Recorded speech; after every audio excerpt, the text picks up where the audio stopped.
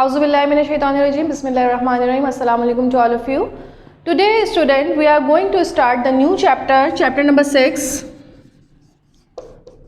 Chapter number 6, which is about enzyme. What are enzymes? Enzymes को समझने से पहले हमें कुछ उसकी बेसिक्स के बारे में जानना है.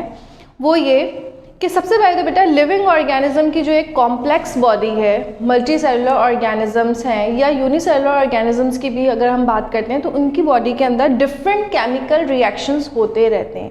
ठीक है, all chemical reactions which are taking place inside the living body, they are collectively called as metabolic reactions. ठीक है, क्या कहलाते हैं? metabolic reactions. And this phenomena of reactions are collectively called as metabolism. Now, how can you define the metabolism? Metabolism is a phenomena in which we talk about all the chemical reactions which are taking place inside the living body. It could be of two types. Metabolism have two types: the constructive and destructive. Living body के अंदर जो भी chemical reactions हो रहे हैं वो दो तरह के हो सकते हैं, इधर इट इज़ कंस्ट्रक्टिव और डिस्ट्रक्टिव. कंस्ट्रक्टिव मीन्स कि ऐसे केमिकल रिएक्शन जिसके नतीजे में कोई लार्ज मॉलिक्यूल प्रोड्यूस हो रहा है, कोई लार्ज मटेरियल जो है वो तैयार हो रहा है, प्रिपेयर हो रहा है, that is called as constructive chemical reaction. And constructive chemical reaction is called as anabolic reaction. The reaction in which something prepared, large molecule prepared for the cell or the living organism, that chemical reaction is called as anabolic reaction, and this phenomena is called as anabolism. This phenomena is called as anabolism. And the destruction process, the chemical reaction in which large molecule break down into the simpler one, into the small molecules, that reaction is called as catabolic reaction. That reaction is called as catabolic reaction. Catabolic reaction, and this phenomena is called as catabolism. So student, what we have learned, anabolism, all the chemical reactions which are taking place inside the living body, they are collectively called as metabolism, and metabolism has two types, anabolism and catabolism. Anabolism is the reaction in which the large molecule formed. ठीक है, यानी कि बहुत सारी small units जब combine होते हैं और कोई लार्ज, कोई बेसिक, कोई इंपॉर्टेंट चीज़ प्रोड्यूस हो रही है, तैयार हो रही है, किसी चीज़ की कंस्ट्रक्शन हो रही है, that reaction is called as anabolism. And catabolism is the destructive reaction in which the large molecule break down into the simpler one for reutilising it, और you can say it's if it is a harmful. तो waste product की भी जो production होती है वो destructive reaction में हो सकती है, that is called as catabolism. Catabolism reaction का एक मेन मकसद ये भी होता है, as a result of catabolic reaction energy may be released. As a result of chemical reaction, as a result of catabolic reaction energy may be release. जाहिर सी बात है, जब एक लार्ज मॉलिक्यूल ब्रेक डाउन होगा तो उसके नतीजे में high amount of energy release होती है जो कि फर्दर लाइफ एक्टिविटीज़ को परफॉर्म करने के लिए इस्तेमाल होती है. अब यहाँ पे ये केमिकल रिएक्शंस लिविंग बॉडी के अंदर हो रहे हैं, तो these chemical reaction need some factors which are essential, और you can say which are favourable for the chemical reaction. लेकिन जब हम बात कर रहे हैं लिविंग बॉडी के, तो लिविंग बॉडी का एक अपना टेम्परेचर, एक कांस्टेंट टेम्परेचर की 37 डिग्री सेंटीग्रेड है. या अगर हम प्रेशर की बात करते हैं तो 120/80 प्रेशर एक ह्यूमन बॉडी के अंदर मौजूद है. लेकिन बहुत सारे केमिकल रिएक्शंस हैं जिसमें एनाबॉलिक रिएक्शंस भी हैं और कैटाबॉलिक रिएक्शंस भी हैं, वो उस सिचुएशन के फेवरेबल नहीं हैं. फॉर एग्जाम्पल, बहुत सारे केमिकल रिएक्शंस ऐसे होंगे जो कि 37 डिग्री सेंटीग्रेड पे नहीं हो सकते, या बहुत सारे केमिकल रिएक्शन ऐसे हैं जिसमें जो हमारा बॉडी का प्रेशर है, जो ब्लड प्रेशर होता है 120/80, वो उसके लिए फेवरेबल नहीं है। तो ऐसी कंडीशन में क्या होगा? ऐसी कंडीशन में क्या लिविंग बॉडी के अंदर कोई केमिकल रिएक्शंस नहीं होंगे? नहीं। तो इसको मॉडरेट करने के लिए कि ह्यूमन बॉडी को केमिकल रिएक्शन के काबिल बनाने के लिए we need some facilitators. We need some facilitators। अब इन फैसिलिटेटर्स का काम क्या है कि फैसिलिटेट करते हैं कि जो सिचुएशन है उसको मॉडरेट बनाते हैं, उसको चेंज करते हैं फॉर द केमिकल रिएक्शन। अब वो केमिकल रिएक्शन कंस्ट्रक्टिव भी हो सकती हैं, डिस्ट्रक्टिव भी हो सकती है। उनके लिए फेवरेबल एनवायरनमेंट प्रोवाइड करने का काम जो है वो कौन करते हैं? फैसिलिटेटर। बेसिकली फैसिलिटेटर्स क्या है? फैसिलिटेटर क्या करते हैं कि किसी भी केमिकल रिएक्शंस की एक्टिवेशन एनर्जी, उसकी एनर्जी को मिनिमाइज कर दें, कि उसको अगर कोई भी केमिकल रिएक्शन हो रहा है और उसको high amount of energy required है, तो facilitator are those molecule which provide some amount of energy and the reaction begins. ठीक है, रिएक्शन को इनिशिएट करने के लिए उनका एक स्मॉल अमाउंट की रिक्वायरमेंट होती है। वो मॉलिक्यूल्स क्या कहलाते हैं? फैसिलिटेटर्स कहलाते हैं। And facilitator basically are the enzymes. Facilitators basically are the enzymes. Now how can you define the enzymes? Facilitator, it's a type of facilitator which basically made up of protein, which are basically made up of protein, and they are served as biocatalyst.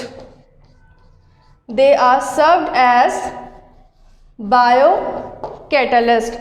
ये क्या काम करते हैं? इनका काम क्या है? किसी भी केमिकल रिएक्शन को स्पीड अप कर देना, उनको प्रॉपर उनकी जो एक्टिवेशन एनर्जी है, जो एक पर्टिकुलर अमाउंट में एनर्जी उनको चाहिए, उसकी एनर्जी को कम कर देते हैं। They work by lowering the activation energy, bye lowering the energy requirement. Energy requirement जो होती है उसको लेस करके ये किसी भी केमिकल रिएक्शन को स्पीड अप करते हैं कि वो फौरी तौर पे वो केमिकल रिएक्शन हो जाए। ठीक है, enzymes are special molecules which served as the biocatalyst। bio का वर्ड हम इस्तेमाल कर रहे हैं, इस मीन कि they are present inside the living body and catalyst they speed up the chemical reaction। Chemical reaction को स्पीड अप कर रहे हैं, स्पीड अप केमिकल रिएक्शन किस तरह से स्पीड अप कर रहे हैं? Bye lowering the, by reducing or by lowering the activation energy, activation energy। Now how can you define the activation energy? What is activation energy? Activation energy क्या है? The minimum amount of energy which is required to initiate the chemical reaction। Energy की वो मकदार, वो amount जो कि किसी भी केमिकल रिएक्शन को स्टार्ट करने के लिए रिक्वायर होती है, that energy is called as activation energy. अब ये जो एंजाइम्स हैं ये क्या करते हैं? उसकी एक्टिवेशन एनर्जी को कम कर देते हैं। यानी कि फॉर एग्जांपल अगर किसी भी केमिकल रिएक्शन को रिक्वायरमेंट है कि उसको फॉर एग्जांपल 10 कैलोरीज एनर्जी चाहिए कि उसको स्टार्ट होगा, उसकी एक्टिवेशन एनर्जी को ये 2 कैलोरीज पे ले आएंगे, और यानी कि अगर सेल के पास 2 कैलोरीज भी जमा हो गई हैं तो वो एंजाइम्स, ये मॉलिक्यूल्स जो है उस रिएक्शन को स्टार्ट करवा देंगे। तो enzymes are the special molecules, they served as the facilitators and they are made up of proteins, they are called as biocatalyst and they speed up the chemical reaction by lowering the activation energy. Now we are going to discuss the characteristics of enzyme। Characters of enzyme। The characters of enzyme। इसमें सबसे पहले 2 point जो है I have already told you, they served as the biocatalyst। कि ये biocatalyst भी कहलाते हैं, यानी कि ये लिविंग बॉडी के अंदर जितने भी केमिकल रिएक्शंस हो रहे हैं उनको फैसिलिटेट करते हैं, उनको स्पीड अप करते हैं। ठीक है, दे स्पीड अप द रिएक्शन। किस तरह से स्पीड अप करते हैं? बाय रिड्यूसिंग एक्टिवेशन एनर्जी, कि जो मिनिमम अमाउंट ऑफ एनर्जी की रिक्वायर होती है उसको लेस करके ये स्पीड अप रिएक्शन जो है वो कर देते हैं। Next one is little amount of enzyme is required to initiate any chemical reaction, or simply you can say if the enzyme is present, just presence of enzyme can initiate the chemical reaction. And next one is reactant of enzyme. reactant यानी कि enzymes के साथ एक तो enzyme है, protein का part बना हुआ है जो कि स्पीड अप कर रहा है, बायोकैटलिस्ट के तौर पे काम कर रहा है, इसके साथ जो दूसरे केमिकल्स रिएक्ट करेंगे, the reactants of the enzyme, यानी कि वो रिएक्टेंट, वो केमिकल्स जो कि एंजाइम से रिएक्ट कर रहे हैं, they are called as substrate. The reactant of enzymes are called as substrate. Next one is they do not utilize in the reaction. Enzymes की ये कैरेक्टरिस्टिक्स में है कि ये स्पीड अप करते हैं केमिकल रिएक्शंस को, केमिकल रिएक्शंस में इन्वॉल्व होते हैं, लेकिन ये उसके अंदर एड अप नहीं होते.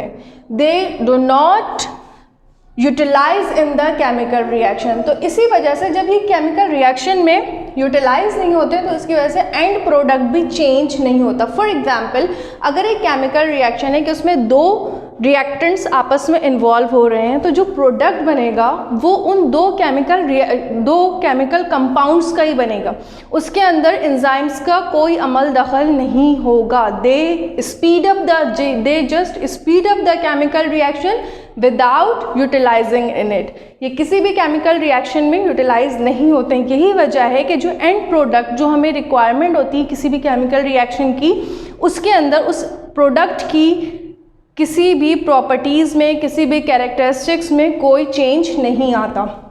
Next one is point of reaction. Point of reaction क्या है बेटा कि एंजाइम्स, अगर एक मॉलिक्यूल है, ठीक है, तो एज अ होल पूरा एंजाइम किसी भी केमिकल रिएक्शन में किसी सबस्ट्रेट के साथ यूटिलाइज नहीं होता. ओनली द स्पेसिफिक पोर्शन, वो पॉइंट, सर्टेन पॉइंट जहाँ पे सबस्ट्रेट अट्रैक्ट होता है, जहाँ पे सबस्ट्रेट एंजाइम्स के साथ बाइंड होता है, that part is called as active site. ठीक है, एंजाइम्स एज अ होल इस्तेमाल नहीं होता. The specific small part only utilized in the chemical reaction, and that small part of enzyme is called as active site, or you can say the point of attachment between the enzymes and substrate is called as active site. Next one is they are highly sensitive, or you can say the specific. Sensitive in a sense they are made up of protein, and protein आपको पता है कि heat से जो है वो काफ़ी sensitive होता है. अगर हम टेम्परेचर को रेज कर देते हैं तो प्रोटीन का जो स्ट्रक्चर है वो डिस्ट्रॉय हो जाता है. इसी तरह जब हम टेम्परेचर के साथ साथ अगर हम पीएच की भी बात करते हैं, तो अगर हम पीएच में कोई चेंज लेके आते हैं, एसिडिक या बेसिक करते हैं, तो वो उसकी एंजाइम्स की नेचर को डीनेचर भी कर सकता है और उसकी एक्टिविटी पे भी असरअंदाज डालता है. इसके साथ साथ सबस्ट्रेट की कॉन्सेंट्रेशन, कि वो किससे रिएक्ट कर रहा है, उसकी क्या अमाउंट है, उससे भी एंजाइम्स की एक्टिविटी पे असर पड़ता है. तो that's why they are called as, they are highly sensitive और specific. Next one is metabolic pathway. Metabolic pathway ये है कि enzymes work in the sequential manner. For example, अगर एक केमिकल रिएक्शंस चल रहे हैं, अब उस केमिकल रिएक्शन में बहुत सारे स्टेप हैं, स्टेप 1, स्टेप 2, स्टेप 3, स्टेप 4, ठीक है. हर स्टेप पे आपको अलग अलग प्रोडक्ट मिल रहा है, तो हर स्टेप के अलग अलग एंजाइम्स होंगे जो कि one by one according to the substrate, according to the reactant उसके एड अप होते जाते हैं. तो इस मैनर में कि जब एंजाइम्स एक सीक्वेंशियल मैनर में काम कर रहे हैं किसी भी केमिकल रिएक्शन में, तो that are called as metabolic pathway. Activators. Some chemicals or some compound can speed up the activity of enzyme. कुछ हमारे पास कंपाउंड या कुछ केमिकल्स ऐसे होते हैं जो कि अगर एंजाइम्स के साथ कंबाइन हो जाएं तो वो उनकी एक्टिविटी को इन्हांस करते हैं, उनकी एक्टिविटी को बढ़ा देते हैं. तो वो मटेरियल्स, वो ऑब्जेक्ट, वो केमिकल्स, वो substrate, they are called as activators. Those molecules which speed up the activity of enzyme, they are called as activators. Inhibitors. Inhibitors are those molecules which reduce the activity of enzyme. यानी कि enzymes की activity को कम कर देते हैं, less कर देते हैं, low कर देते हैं. That are called as inhibitors. And there are some compounds और सम केमिकल्स ऐसे भी हैं जो कि एंजाइम्स की एक्टिविटी को कम्प्लीटली स्टॉप भी कर सकते हैं, सीज कर देते हैं उसकी एक्टिविटी को, तो they are called as inhibitors. Now come to the point cofactors. What are cofactors? Cofactors are the non-protein part. Cofactors are non-protein part. As I told you, enzymes are made up of protein. Protein से बने हुए. तो enzymes के साथ कुछ molecules ऐसे भी होते हैं जो कि नॉन प्रोटीन पार्ट होता है. They are cofactors. They are called as cofactor. They may be organic and they may be inorganic. Inorganic में क्या है? It may be magnesium, it may be potassium, it may be manganese, it may be zinc. ये वो elements हैं जो कि as a enzyme काम करते हैं, लेकिन ये इनऑर्गेनिक पार्ट में आएंगे and they are called as cofactor. Organic की अगर हम बात करते हैं तो ऑर्गेनिक में हमारे पास है ATP, NADP, FAD. ये ऑर्गेनिक पार्ट है. अब इस ऑर्गेनिक पार्ट के भी फर्दर 2 टाइप हो सकते हैं कि अगर कोफैक्टर्स में ऑर्गेनिक मॉलिक्यूल्स टाइटली पैक्ड होंगे तो then they are called as prosthetic group.